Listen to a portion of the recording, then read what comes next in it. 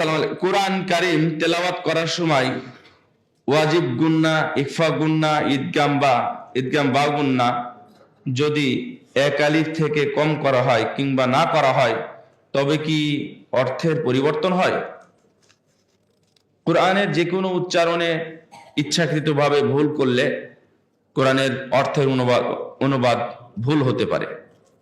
যারা চেষ্টা করতেছেন, পড়তে গিয়ে যদি ভুল হয় তাহলে সেটা ভিন্ন কথা, কিন্তু চেষ্টাও করে না, কোরআন অর্থ ভুল করে, ওয়াজিব গুন্না, ইখফা গুন্না বা ঈদগাম গুন্না যেগুলো আছে এগুলো খেয়াল করে না, এতে সে সওয়াব কম পাবে, গুনাহগার হবে না। চেষ্টা করতে হবে, চেষ্টা করলে আল্লাহ রাব্বুল আলামিন আরো বেশি করে দিবেন। আমি বলেছি যে চেষ্টা করবে তার কি নেকি ডবল নেকি। এই জন্য চেষ্টা থেকে আমার তো মনে হয় পড়ার চাইতে চেষ্টা করা বেশি ভালো, তাই না?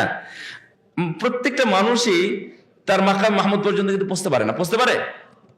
সবাই চেষ্টা করে, বাড়ি বানানোর চেষ্টা করে, চাকরি পাওয়ার চেষ্টা করে, বেতন বাড়ানোর চেষ্টা করে, সব চেষ্টা করতে করতে সব মারা যায়। আল্লাহ চান দিনের ব্যাপারে মানুষ চেষ্টা করতে করতে মরুক, ছাত্র হয়ে মারা যান। আমরা সবসময় ছাত্র, এটাতে বেশি উপকার।